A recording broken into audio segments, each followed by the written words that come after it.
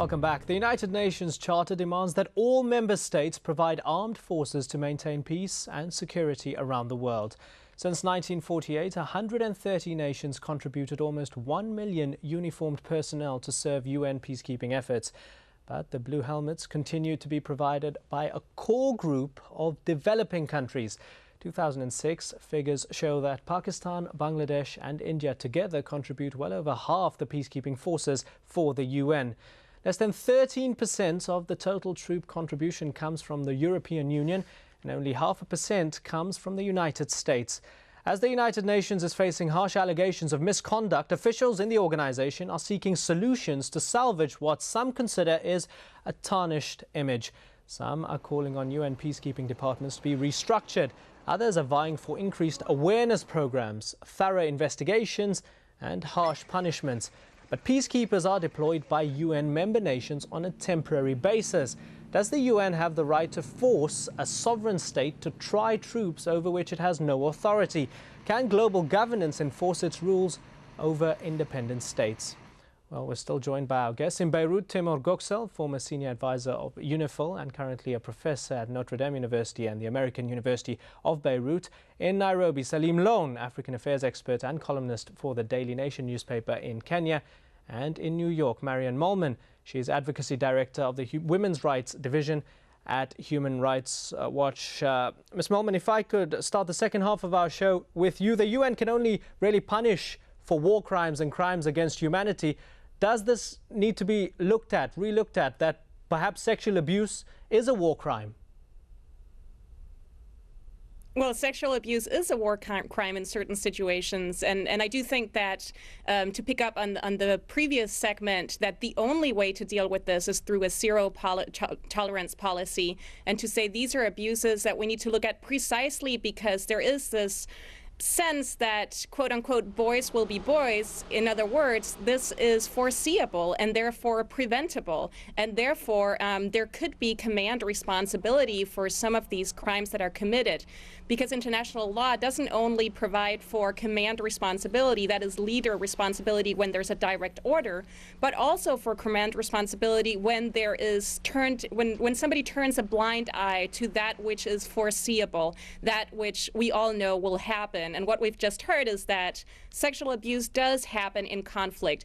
And it doesn't just happen as a sort of side effect or collateral damage. It is also at times used as a strategy of war. And that is when it also becomes a crime against humanity. So I think you asked before, can the UN force troop contributing countries to try people, peacekeepers who have committed these crimes in the countries they're working? And I would say there is certainly, at the very least, an ethical responsibility for the U.S. to put very harsh pressure on the troop contributing countries to provide justice for the victims of these crimes. Mr. Göksel, we know that around 197 UN personnel were either repatriated, dismissed, or had their contracts not renewed.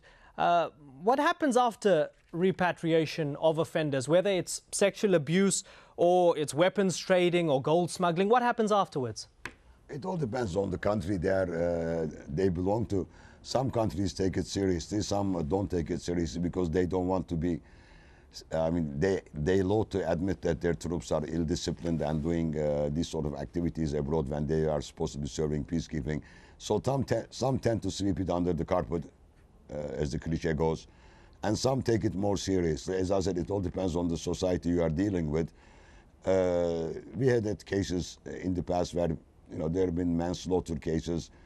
Then the national government will give the guy 1 year jail term and then declare amnesty.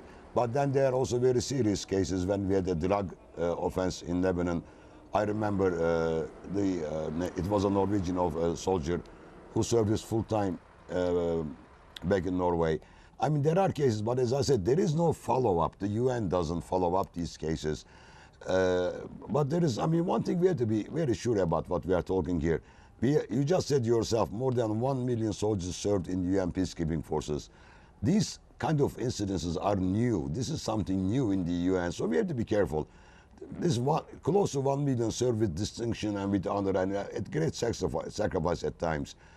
The thing is, this is a new phenomenon. With this happening over the last 3-4 years, I think we have to look into that. Why now this is happening? Mr. Salim Lone, is there a fear that some countries will maybe stop committing troops if action by the UN is heavy-handed?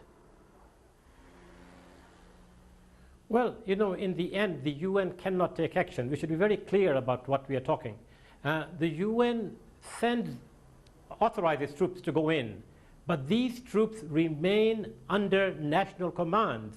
And it is these countries which must ensure that these troops do not behave unlawfully, criminally, or unethically.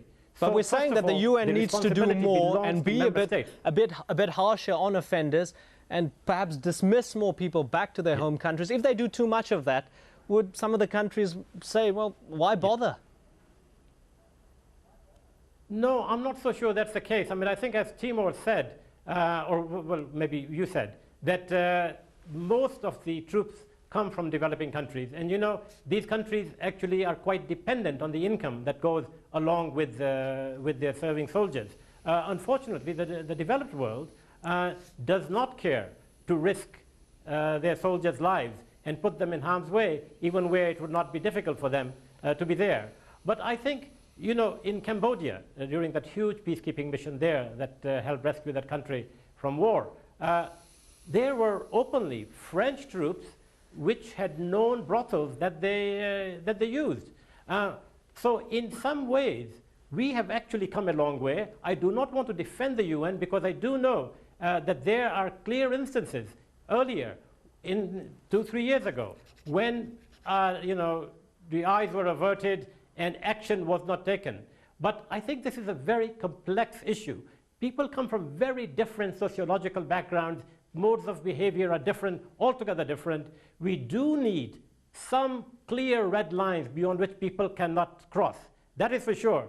But the notion, as in other parts of political life, social life, to have these global governance norms which are very difficult for some societies to meet. So as, for example, as I said earlier, prostitution. Maybe it is wrong, the UN is determined to wipe it out. I'm not so sure that's the answer. Simple prostitution might actually, we should consider these issues very carefully and openly and transparently. While of course anything to do with vulnerable populations who are being forced by the power of the gun or indeed by the power of the soldier's presence, or minors for God's sake, I mean that is totally unacceptable. But I don't think merely taking a high moral tone is enough. Yes, put more pressure on the UN, absolutely. They should have done more much earlier. This is not a new phenomenon. And as Timur says, we also need to be conscious of why is this happening now. All right, I'm sorry to interrupt you. I want a final comment from Ms. Moolman. I'm sorry to interrupt you. I just want to ask Ms. Moolman, from your work out in the field and knowing people in zones recovering from conflict, do you find it ironic that we're at this stage where peacekeepers have to win the hearts and minds of the people they're looking after? Well, I mean, they've always had to win the hearts and minds of the people they're looking after. I do think that it's ironic, as you say, that the people that are sent to protect civilians against abuses and to sort of keep the peace are the ones that are committing these horrendous crimes. And I want to bring up an issue that we haven't talked that much about today, and that is the issue of the protection of the victims, the protection of the victims as witnesses in these investigations. And also, we can't let you open up that issue because we've run out of time. There's only 10 seconds left on this show. I'm sorry for that. Marianne Moolman, Salim Lone, and Timur Göksel. Well, our guests, thank you very much for joining us, and thank you so much for joining us here in this edition of Inside Story. Bye-bye for now.